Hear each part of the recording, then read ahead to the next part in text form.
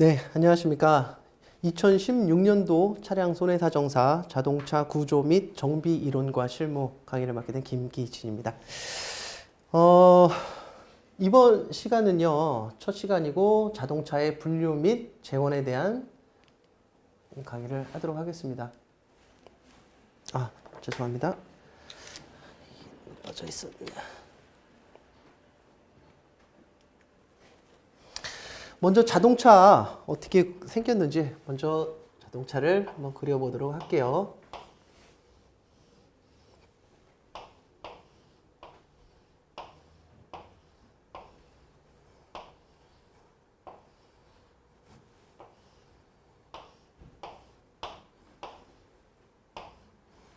우리가 흔히 알고 있는 자동차죠.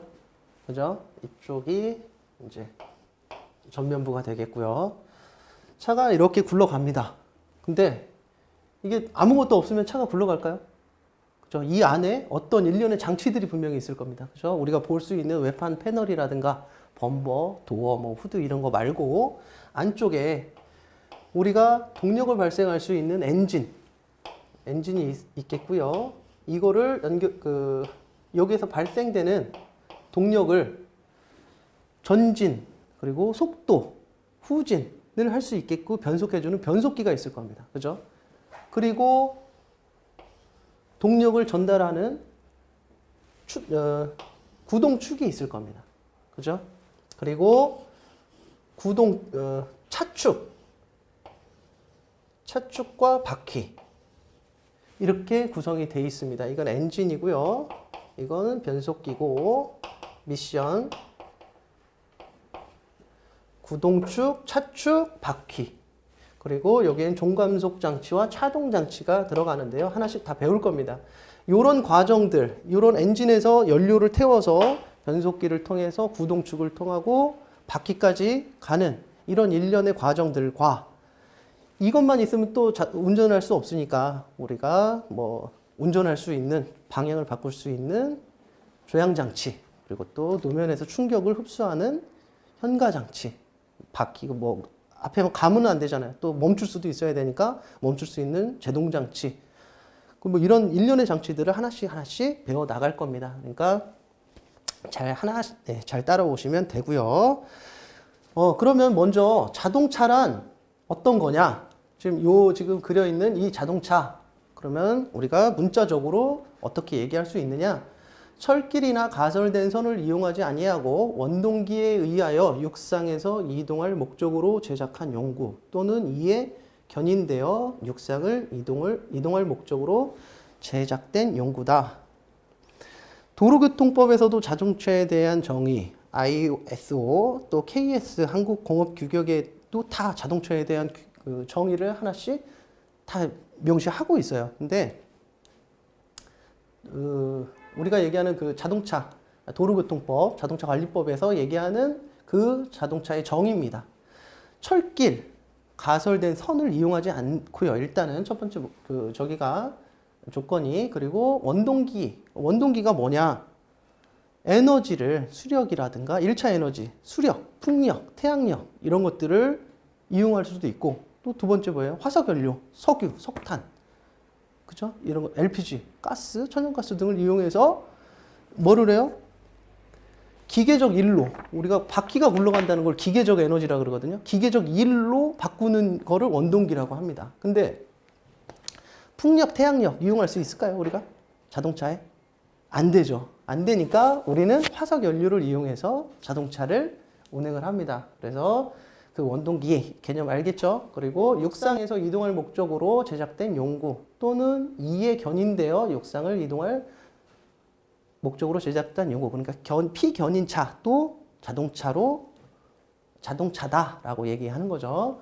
기출문제가 나왔어요. 2005년도 10점짜리 문제인데요. 기관의 설치 위치 및 구동륜의 위치에 따라서 FF식 그리고 RR식 등으로 구분한다. FR식, RR식으로 구분하는데요. FF식과 FR식의 차이점에 대해서 약수를 하시오. 이렇게 되어 있는데요. 구동 방식에 따라서 이게 구분을 한 겁니다. 근데 이렇게 되게 어려운 얘기 같아도 쉬워요. 프론트 엔진, 프론트 드라이브. 엔진이 전면부에 위치하고 구동축이 뒤쪽에 위치한, 아니, 전면부에 위치한다는 겁니다. 프론트 엔진, 리어 드라이브, FR. 그죠? 요, 지금 여기서 설명했던 게 뭐예요? FR식이죠. 그죠? 뒷바퀴로 동력이 가잖아요. 그죠? 뒷바퀴 구동하는 형식이기 때문에 요 엔진은, 요 차량은 FR 기관이다 라고 얘기하는 거고요. FR식. 그리고 R식은 리어 엔진, 리어 드라이브. 그러니까 엔진도 뒤에 있고 구동도 뒤에 한다. 이해되시죠? MR은 뭐냐면 중앙 엔진 후륜 구동 방식. 미들 해가지고 엔진은 가운데 위치하고 구동은 뒤쪽에 한다. 그리고 요즘 많이 나오죠. 고급 차량들이나 그 RV 차량들 4WD가 4휠 드라이브 4개의 바퀴가 다 돌아가는 형식입니다. 자, 하나씩 설명하도록 할게요. 프론트 엔진, 프론트 드라이브. 여기 그림에서 보시면 엔진도 앞에 위치해 있고요. 변속기가 바로 옆쪽으로 위치하고 추진축, 구동축이 앞쪽 바퀴가 되고 앞바퀴가 구동이 되는 형식입니다. F식, 프론트 엔진, 프론트 드라이브식. 동력 전달 순서를 보면요. 엔진은 아시고 클러치. 이게 뭔지는 모르겠다 하더라도 일단 알고 가십시오. 그러니까 하나씩 다 설명할 겁니다. 트랜스 엑셀이라는 게 뭐냐? 변속기, 종감석 기어, 차동 장치를 일치한 장치다. 그래서 약술 문제로 나올 수도 있는 문제니까 그냥 이런 거 있구나 정도는 알고 계십시오. 그리고 등속 조인트, CV 조인트가 이게 용어 설명으로 2015년도에 기출이 됐었어요. 이 용어 설명으로 구동축 바퀴, 그러니까 구동할 수 있는 차축을 얘기하는 거고요. 그리고 앞바퀴. 동력 전달 순서는 이런 형태로 되고요. FF식의 그럼 장점이 뭐가 있냐? 엔진이 앞쪽에 있으니까 제일 먼저 뭐가 생각이 나세요? 바람이 앞쪽에서 들어오죠. 그러니까 기관 냉각이 우수합니다. 그죠? 그리고 효과적인 난방을 할 수 있어요. 왜냐면 난방은 엔진에 더워진 그 공기를 이용하는 게 난방이거든요. 냉방하고 다르게. 그러니까 따뜻한 공기가 엔진이 앞에 있으니까 당연히 쉽게 안쪽 실내로 유입이 될 수 있겠죠. 이 두 가지는 충분히 쉽게 알 수 있고, 최대 적재 중량 적재 시 앞바퀴 하중 분포가 앞차축의 하중 분포가 거의 같다. 이게 뭐냐면 엔진이 앞에 있어서 어디가 무거울까요? 가운데로 딱 놓고 봤을 때 당연히 앞쪽이 무겁겠죠. 근데 적재는 어디에다 해요? 뒤쪽에 트렁크실. 그죠? 트렁크에다 하겠죠? 그럼 앞바퀴와 뒷바퀴가 균일해지겠죠. 그래서 단서 조건이 최대 적재 중량 적재 시 균일하게 됩니다.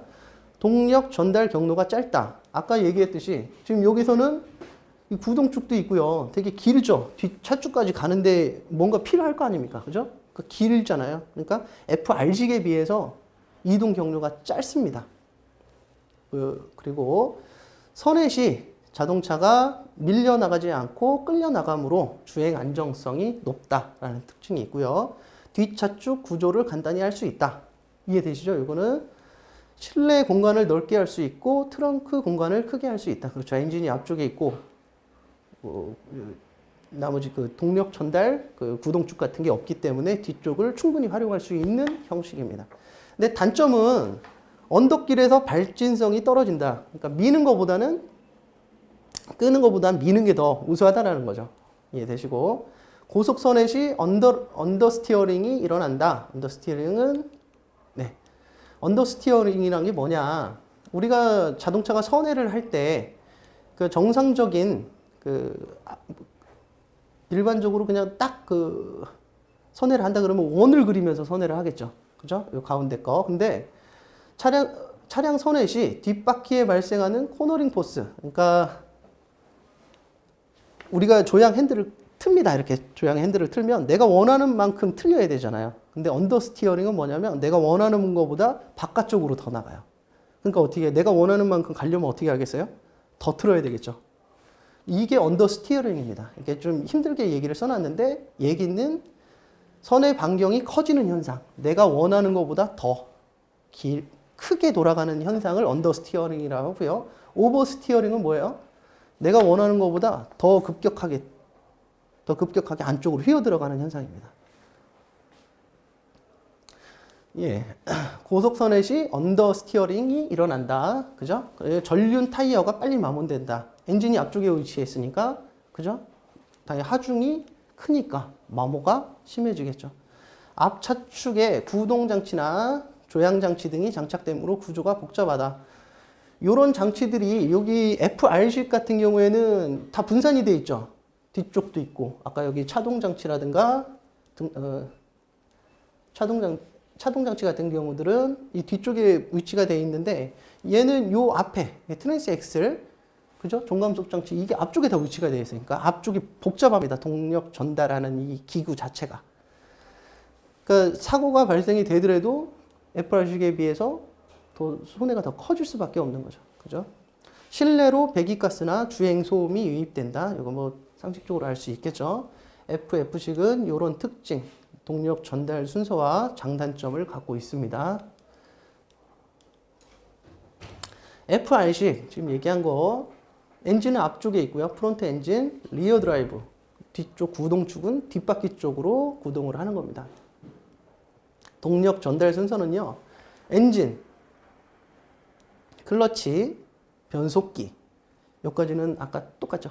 그리고 요게 드라이브 라인이거든요. 드라이브 라인, 종감속 기어. 그러니까 종감속 기어는 뭐냐면 변속기에서 변속을 한번 해줘요. 엔진이 빠른 속도로 회전을 할 거 아닙니까? 그죠? 뭐 2000rpm 분당 회전수가 뭐 4000rpm 회전을 하며 그 빠른 게 바퀴까지 그대로 가면은 차는 너무 빨라서 쓸 수가 없어요. 그래서 변속기에서 변속을 해줍니다. 내가 원하는 속도로. 근데 이것도 빨라요.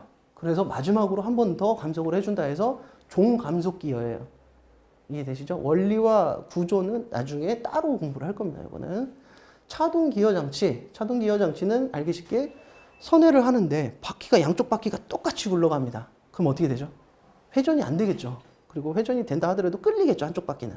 그러니까 이런 거를 방지하기 위해서 한쪽 선회를 하면 안쪽 바퀴는 조금 회전하고 바깥쪽 바퀴는 좀 빨리 회전할 수 있게끔 하는 게 차동 기어 장치고요. 그리고 뒷차축은 요 바퀴를 연결하는 축, 두 축을 차축이라고 하고요. 뒷바퀴. 이해되시죠? 이렇게 동력이 전달이 됩니다. 어렵지 않죠? 엔진, 클러치, 변속기 뭐 이런 순서로 쭉 갑니다. 그러니까 나중에 그 뒤까지 한번 싹 공부를 하면 아 이런 경로로 되겠구나 하고 자연스럽게 이거는 이해가 되실 거예요. 굳이 지금 외우실 필요는 없습니다. FR식 장단점을 보면요. 장점은 하중이 앞뒤로 배분돼 이해되시죠? 하중이 배분돼 코너링 시 안정성 및 승차감이 좋다. F 방식에 비해서 앞 타이어 마모가 적다. 아까 말씀드렸듯이 이런 모든 장치들이 이거는 F식은 앞쪽에 되어 있었는데 얘는 좀 뒤로 분산이 됐으니까. 그죠? 기관 냉각성이 우수하다. 이건 아까 FF식하고 똑같죠? 그리고 효율도 효과적인 난방도 마찬가지고요. 단점은 추진축 등으로 FF 방식에 비해 무겁고 추진축 같은 게 하나라도 더 들어가 있으니까 당연히 무겁겠죠. 그죠? 제작 비용이 비싸다. 차체가 무거워서 연비면에서 손실이 있다. 그러니까 자동차는 뭐라도 하나 더 가미가 되면요. 첨가가 되면 차가 무거워지잖아요. 무거워지면 연비는 당연히 떨어지게 돼 있습니다. 그러니까 그 얘기를 하는 거예요. 차체가 무거워 연비면에서 손실이 있다. 공차 상태에서 빙판길 및 언덕길 주행 시 후륜이 슬립하는 경향이 있다. 추진축 터널로 인해서 실내 공간이 좁고 추진축의 회전 진동과 소음이 발생한다. 이해되시겠죠? 추진축이 지나가는 경로 때문에 실내가 이제 더 소모가 되는 거예요. 그런 그 들어가는 장치 때문에. 그리고 실내로 배기가스 유입 가능성이 높다. 이거는 FF식하고 동일하죠. 보통 이 하중 분포를 보면요. FF식 같은 경우에는 앞바퀴가 60 정도 되고요. 뒷바퀴가 40 정도 되는데 요 FR식 같은 경우에는 뒷바퀴가 45% 정도 그리고 앞바퀴가 55% 정도 하중 분포가 된답니다. 그리고 R식 같은 경우에는요. 엔진이 뒤쪽에 위치하고 그죠? 구동 바퀴도 뒤쪽에 있습니다. 엔진이 이거는 FR식처럼 뒤에서 이제 밀어가는 형태를 취하고요. 장점과 단점. 장점은 동력 전달 경로가 짧고요. 앞 차축의 구조가 단조롭다. 빙판길이나 언덕길에서 발진 성능이 우수하다. 실내 공간 확보에 유리하고 뒷바퀴 접지력이 커서 가속 성능이 우수하다. 단점으로는요. 변속 링크 기구의 길이가 길고요. 변속 링크 기구가 뭐냐면 내가 운전석에서 변속을 해야 되잖아요. 그죠? 그러면 변속을 내가 원하면은 미션까지 가야 되잖아요. 그죠? 엔진 옆에 미션이 있다 그랬으니까. 그럼 엔진까지 가야 돼요. 그럼 여기서 여기까지 가야 되다 보니까 변속 링크 기구가 길어지는 거죠. 고속선의 시 오버스티어링이 일어나기 쉽다. 이런 형태 RR식이 적용된 차종이 뭐가 있을까요? 버스 같은 경우에 엔진이 뒤쪽에 있죠. 그죠? 버스 생각하시면 되고요. MR식은요, 엔진은 뒷차축 전방, 그러니까 미드 엔진, 리어 드라이브니까 엔진이 가운데 쪽에 위치하고 있고, 리어 드라이브 뒤쪽 후륜을 부동하는 방식이에요. 그러니까 장점으로는 주행 성능이 뛰어나며 엔진의 크기의 제약이 적어 스포츠카에 적합하다. 그죠? 엔진 공간으로 인하여 탑승 공간이 좁다. 이런 특징이 있습니다. 그리고 4WD, 4휠 드라이브식인데요. 네 바퀴 모두의 동력이 전달되는 식입니다. 지금까지 한 거는 다 앞바퀴나 뒷바퀴 둘 중에 하나였는데 4WD는 네 바퀴 다 돌아가는 형식이에요. 고급 차종, 그죠? 고급 차종 같은 경우에는 다 요 형식을 취하고 있어요. 다라고 표현하긴 뭐하지만, 예. 그리고 RV 차량들, 산악용 차량들 있죠? 그리고 찝차라고 표현하기도 하지만 그런 차들 다 4WD 차량, 형식을 취하고 있고요. 앞 뒷바퀴로 동력을 배분하기 위해서 트랜스퍼 케이스를 두며 요게 트랜스퍼 케이스입니다. 이해되시죠? 아까는 없었죠? 여기는 없죠? 요게 트랜스퍼 케이스입니다. 트랜스퍼 케이스를 두며 상시 사륜과 일시 사륜으로 구분을 합니다. 동력 전달 순서는요. 앞바퀴 쪽 엔진, 클러치, 변속기까지는 똑같고 트랜스퍼 케이스를 둔다 그랬죠. 트랜스퍼 케이스, 앞 종감속 기어 및 차동 기어 장치, CV 자재 이음 및 앞착축, 앞바퀴로 전달이 되고 뒷바퀴는 트랜스퍼 케이스에서 추진축에서 똑같습니다. 뒤 종감속 기어 및 차동 기어 장치, 뒷차축, 뒷바퀴. 그러니까 앞쪽은 FF 자동차 트랜스퍼 케이스 이후로는 앞차 FF 방식 생각하면 되고요. 요거는 FR식 생각하시면 이해가 되실 겁니다. 장단점으로는요. 상시 사륜 방식은 아까 얘기했듯이 풀타임 방식하고 파트타임 방식이 있는데 풀타임 방식은 AWD라 그래가지고요. 풀타임 포휠 드라이브 항시 사륜 구동이다 해가지고 이제 그 차 뒤에 이렇게 가다 보면 고급 차량들 보면 뒤에 엠블럼 붙어 있어요. 그 마크 같은 거 보면 AWD라고 이제 붙어 있는 엠블럼이 있을 겁니다. 그거는 요거를 얘기하는 거예요. 상시 사륜 구동 방식이다. 이해되시죠?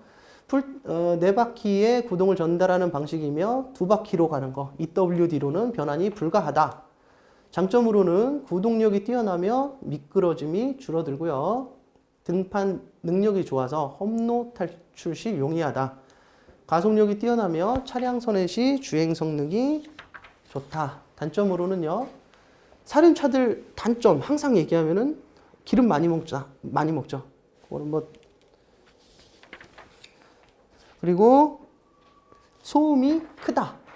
그 트랜스퍼 케이스에서 뭐 하나라도 더 들어있고 뭐가 하나 더 회전하면 소음은 당연히 더 증가가 될 수밖에 없어요. 그리고 가격이 비싸고 차량이 무겁다. 그죠? 장치들이 아까 많았잖아요. 그러니까 무겁고 승차감이 떨어진다. 우리가 사륜구동차 하면은 떠오르는 그 장단점을 생각하시면 됩니다. 그리고 일시 사륜구동 방식이라 그래서요. 파트타임 사륜구동과 이륜구동을 운전자가 조작을 하는 거예요.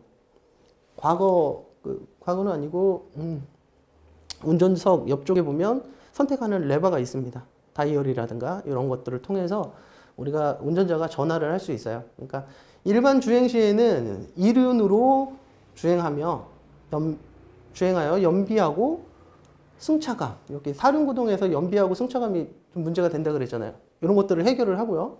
악천후나 험로 주행 시에는 사륜으로 주행을 합니다. 그러니까 AWD의 단점을 여기 장점으로 한 거고, 단점은요. 기계식 구동력 배분 방식으로 구동력 최적 분배 능력이 떨어진다. 코너링 시 타이트 코너 브레이크 현상이 발생한다. 네, 타이트 코너 브레이크 현상이란 뭐냐? 파트타임 사륜 구동이 회전을 할 때요. 사륜 구동으로 주행을 하고 타이트 코너, 반지름이 작은 거, 타이트하게 코너를 도는 거. 그죠? 이럴 때 브레이크가 걸린 것 같이 뻑뻑한 현상을 말해요. 이해되시죠? 그러면은 안쪽 바퀴, 아까 얘기했죠. 그 안쪽 바퀴 선회를 할 때 안쪽 바퀴는 좀 덜 돌고 바깥쪽 바퀴는 더 돌아야 되는데 이게 똑같이 굴러가려고 하다 보니까 어떻게 하겠어요? 그래서 뻑뻑한 느낌이 드는 거죠. 그죠? 회전차로 나타나고 빨리 회전해야 되나 강제로 천천히 회전하고요. 그죠? 전류는 브레이크가 걸리고 후륜은 끌리며 공전해야 하게 되는 현상을 말하는데 해결 방법은 이륜으로 풀면은 해결이 된다. 이해되시죠? 코너링 시 타이트 브레이크 현상이 발생한다. 예, 브레이크 현상이 뭐다? 타이트한 코너를 돌 때 사륜 구동에서 나타나는 현상이다. 이 정도까지만 알면 되고요. 자동차의 분류 및 재원. 자동차는 그러면 어떻게 분류가 되냐? 그래서 아까 얘기 도로교통법이라든가 자동차 관리법에 의한 분류, 뭐 KS에 의한 분류를 얘기를 했었는데 자동차 관리법에 의한 분류가 도로교통법상 분류하고 동일해요. 그래서 여기서 보겠습니다. 승용 자동차는 10일 이하를 운송하기에 적합하게 제작된 자동차, 승용, 승합 11인승 이상을 운송하기에 적합하게 제작된 자동차, 화물 자동차, 특수 자동차, 이륜 자동차 이렇게 있고요. 이륜 자동차는 50cc 미만은 제외합니다. 그리고 125cc 이하는 원동기 장치 자전거로 또 구분을 하고요. 아까 얘기했듯이 이런 그 면허 관계, 이륜 자동차 같은 경우에는 면허 관계도 사고 조사 때 중요하게 보셔야 되는 부분이 있습니다. 자동차 재원이고요. 치수에 대한 자동차 치수에 대한 부분이 용어 해설입니다. 여기 그림을 보시면 자동차 바퀴에서부터 루프죠. 끝에까지 거리를 전고라고 합니다. 자동차 타이어의 접지면과 가장 높음 사이의 길이. 근데 루프 레일이나 캐리어 등은 포함하지 않는다. 그러니까 전고라고 하고요. 그리고 차륜 이렇게 여기는 안 나왔구나. 이거 먼저 하겠습니다. 전장. 자동차 차체 앞의 가장 튀어나온 부분에서 차체 뒤의 가장 튀어나온 부분까지의 길이. 번호판이라든가 철봉 등은 미포함한다. 이해되시죠?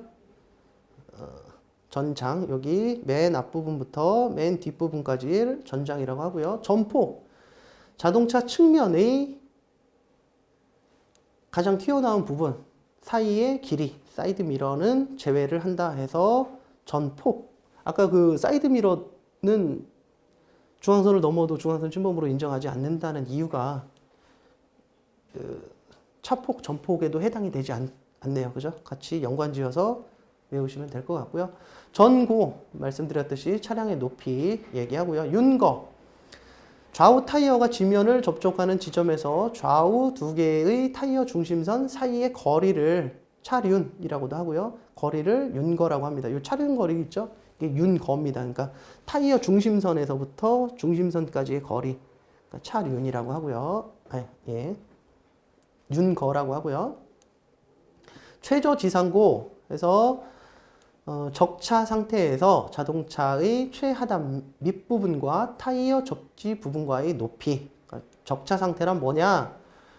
공차 상태의 자동차의 승차 인원이 승차하고 최대 적재량의 물품이 적재된 상태를 얘기한다. 승차 정원 1인의 중량은 65kg로 계산해서 좌석 정원과 입석 정원을 균등하게 승차시키고 물품은 물품 적재 장치에 균등하게 적재시킨 상태를 적차 상태. 그러니까 물건 탈 거 다 타고 물건 실을 거 다 실고 한 상태를 적차 상태라고 하는 거예요. 적차 상태에서 자동차 및 최하단과 지면과의 거리, 최저 지상고라고 하고요.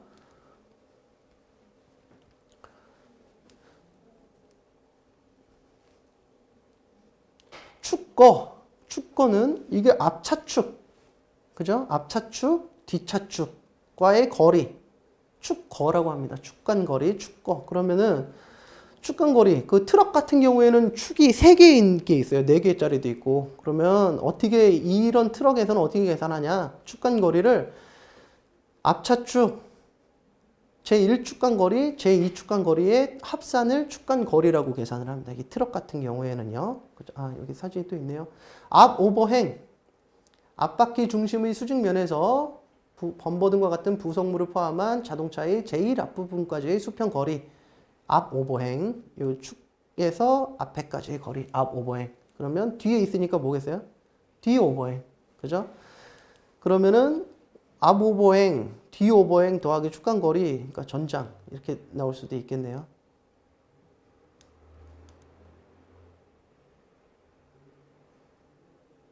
그죠? 자, 그 다음에 자동차의 중량에 대해서 하겠습니다. 공차 중량, 자동차가 공차인 상태에서의 중량. 공차 상태는 뭐냐? 그러면은 공차 상태란 사람 및 짐이 실리지 않은 상태에서 연료, 냉각수, 오일 등 주행 장치에 필요한 장비를 갖춘 상태다. 아까 공차 상태 나오고 또 중량에 대한 거 아까 나왔었죠? 적차 상태 같이 외워두시면 됩니다. 차량 총 중량, 최대 적재 상태에서 자동차의 중량, 최대 적재 상태란 공차 상태에서 탑승 인원 1인당 65kg 하고 최대 적재량의 화물을 균등하게 적재한 상태를 최대 적재 상태라고 합니다. 그러니까 다 탄 상태, 아까도 얘기했죠? 최대 적재 상태고요. 최대 적재량, 자동차 설계상 설정된 적재할 수 있는 화물의 최대 중량, 이런 것들은 차량 뒷면에 보면 그 트럭 같은 거 보면은 뒤에 최대 적재량이 표시가 돼 있어요. 뭐 1000kg이다. 1톤 차다. 그러면 1000kg 이렇게 써 있고 1.5톤이다. 그러면 1.5 이렇게 최대 적재량 얼마 이렇게 표시가 돼 있습니다. 배분 중량은 최대 적재 상태에서 자동차의 각 차축에 배분된 중량, 배분 중량이라고 그러고요. 축중은 자동차가 수평 상태에 있을 때 한 개의 차축에 배분된 중량을 축중이라고 합니다. 축에 적용된 하중, 그래 축중, 그죠? 뭐 윤중 하면 바퀴 하나에 이제 적용된 하중, 배분된 하중, 윤중. 그럼 윤중 바퀴가 2개짜리면 축에 2개가 있을 거 아닙니까? 그럼 윤중 더하면 축중이 되겠죠, 그죠? 이해되시죠? 승차 정원, 자동차에 탑승할 수 있는 최대 승차 인원, 운전자 포함 13세 미만의 자는 1.5인을 승차 정원 1인으로 본다. 요 가끔 물어보세요. 피보험자분들이 자동차에 몇 명 타도 돼요? 라고 이제 물어보는데, 이제 요 기준으로 따지면 됩니다. 우리가 보통 5인이잖아요, 5인. 자동차, 승용차 기준으로 했을 때 5인인데, 어른 2명 타고, 어른 3명 타고, 애들 3명 타면 13세 미만 차. 그러면 5명 딱 되는 거죠. 그죠? 3명에 2명이니까. 그죠? 5인. 근데 더 넘어갔다 그러면은 이제 과실을 더 잡아야 되겠죠. 그죠? 승차 정원 초과에 대한 과실을 잡는 기준이 되기도 합니다. 이 승차 정원은.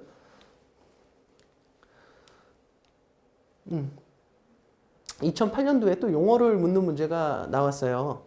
자동차의 연비를 정의하고 자동차의 연비를 향상시키기 위해서 설계 시 고려해야 할 기술적인 사항에 대해서 약수를 하시오. 그러면은 먼저 연료 소비율, 연료 소비율을 얘기하죠.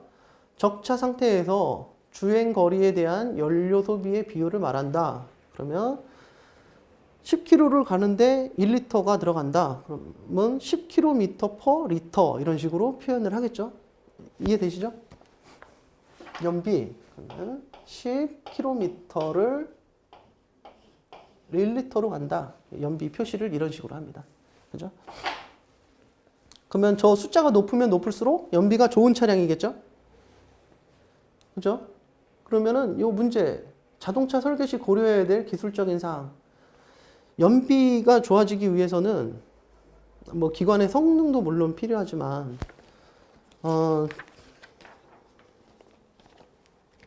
차량 중량. 가벼우면 당연히 연비가 성능이 좋아지겠죠. 그래서 요즘 경량화 하면서 더 이제 가벼운 소재로 자동차들을 제작을 하려고 합니다. 그리고 전동 저항이라 그래서 타이어와 그 노면에 대한 저항이 당연히 저항이 커지면 어떻게 되겠어요? 연비가 안 좋아지겠죠. 그렇죠? 저항에 대한 손실로 더 가는 거니까. 그리고 나서 공기 저항.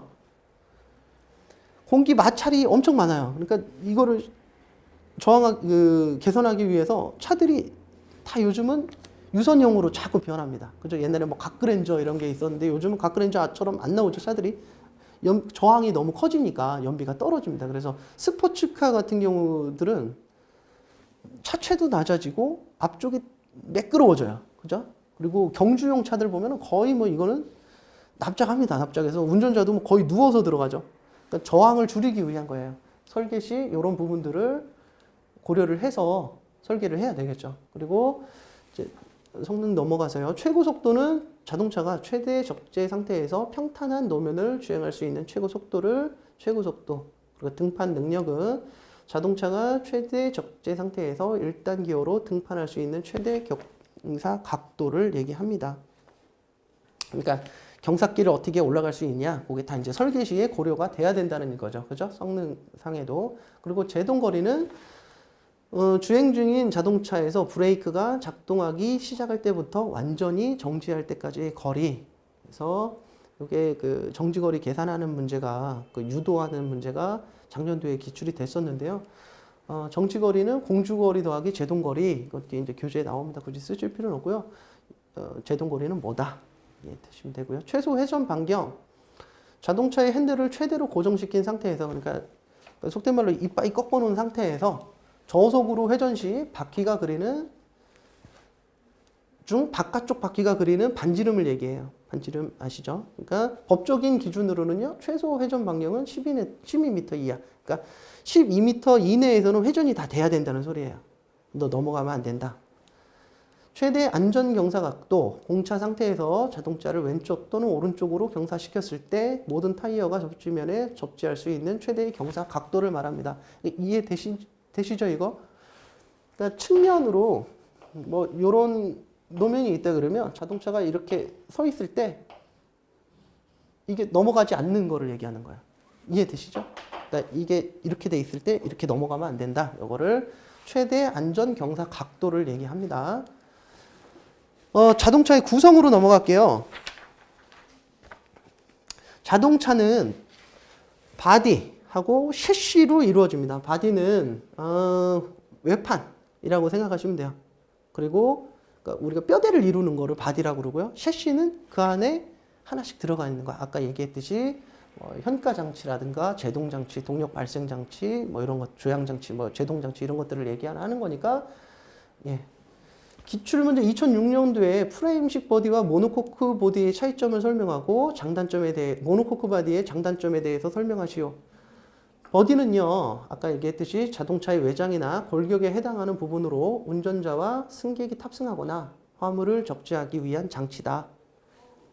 종류에는 프레임식 보디와 모노코크 보디가 있는데 일반 승용차에서는 다 모노코크 보디를 채택을 하고 있습니다. 그러니까 프레임식 보디는 차량의 골격이 프레임 위에 셰시 부품을 부착하는 구조의 보디, 주로 대형 차량에 적용이 되고요. 모노코크 보디는 보디와 프레임이 하나로 되어 있는 구조로 얇은 판으로 구성하며 강도 확보를 위해 뭐 멤버들을 사용을 한다.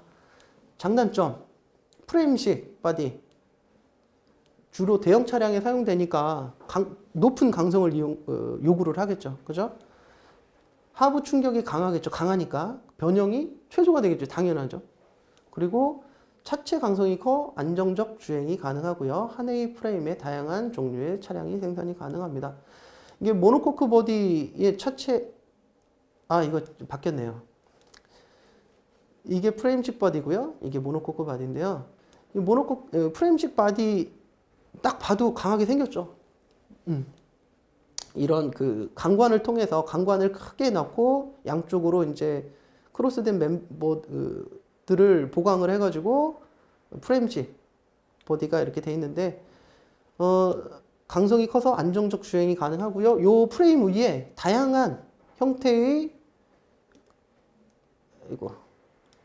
다양한 종류의 차량 생산이 가능합니다. 위쪽에 올릴 수 있는 뭐라 그러죠?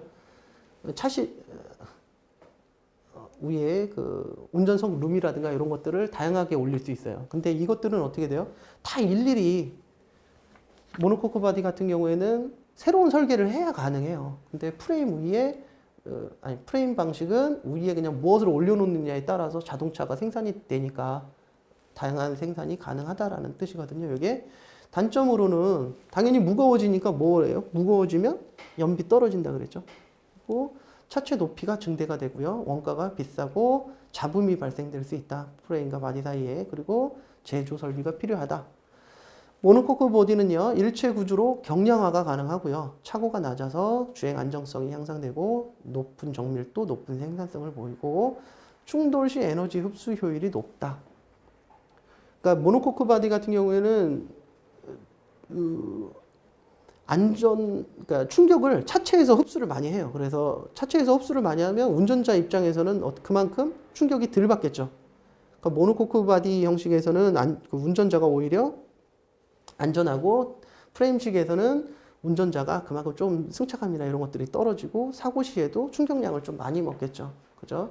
단점으로는 셰시가 보디에 직접 부착되어 셰시라는 거는 아까 얘기했던 그런 장치들이 보디에 직접 부착돼서 소음 및 진동에 영향을 받고요.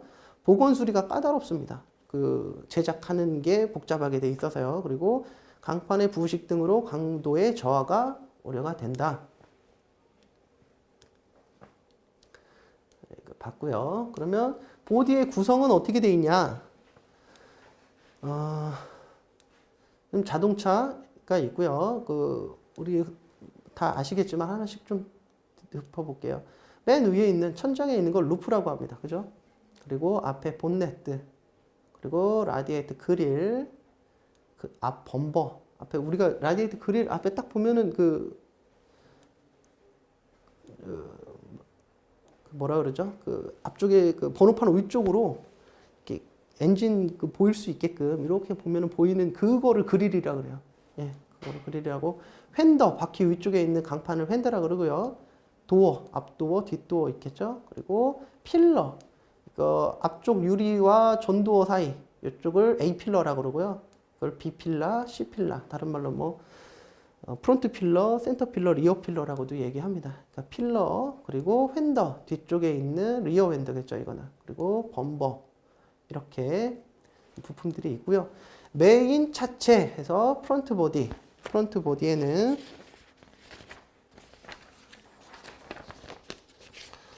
엔진 룸을 구성하고 있는 건데요. 크로스 멤버, 그러니까 강관들입니다. 그러니까 속이 비어 있는 금속 관이라고 생각하시면 돼요. 멤버류들. 그러니까 크로스 멤버는 차를 봤을 때 가로로 나 있는, 그러니까 차축과 평행하게 나 있는 멤버를 크로스 멤버라고 하고요. 사이드 멤버는 차축과 수직되게 앞쪽으로 나와 있는 게 사이드 멤버예요. 그러니까 우리가 안쪽으로 보면 이렇게 나와 있습니다. 양쪽에 우리가 사이드 멤버라고 해서 앞쪽에 2개가 있고요. 뒤쪽에도 리어 사이드 멤버가 있고요. 프론트 패널과 대시 패널 등 프론트 보디에는 있고, 사이드 보디는 휠하우스, 필러, 여기 아까 있던 필러, 그리고 쿼터 패널 등 뒤에 쿼터 패널을 사이드 보디라고 하고요. 리어 보디는 리어 범버, 트렁크는, 그리고 백 패널, 플로어 패널, 뒤에 여기를 리어 보디라고 합니다. 뒤쪽을. 그리고 언더보디 같은 경우에는요, 차체 하부를 언더보디라고 합니다. 그죠? 넘어가겠습니다. 바디는 그렇게 이렇게 이미 한번 기출이 됐기 때문에, 물론 나올 배제를 하기는 어렵겠지만 그래도 그렇게 어려운 부분은 아니에요. 그러니까 바디는 넘어가도록 하겠습니다. 셰시는 기출이 됐어요. 2014년도에 15점짜리 문제로 해서 셰시의 주요 구성 장치를 열거하고 기능 및 역할, 구성 등에 대해서 약술하시오 라고 했는데요. 바디가 없어도 샤시만으로 단독 주행이 가능합니다. 샤시만 갖고도요. 그러니까 그 중에 제일 중요한 게 동력 발생 장치, 자동차 주행에 필요한 동력을 발생하는 장치고 엔진을 얘기하겠죠. 동력 전달 장치, 엔진에서 발생한 동력을 구동 바퀴에 전달하기 위한 장치, 조향 장치, 자동차의 진행 방향을 바꾸기 위해서 조향하는 장치다. 그리고 제동 장치, 현가 장치, 타이어 휠, 공조 시스템, 등화 장치, 뭐 안 나왔지만 전기 장치, 뭐 이런 식으로 구분을 할 수 있고요. 요거에 대해서 하나씩 수업을 진행을 할 겁니다. 이거는 이렇게 넘어가고요. 다음은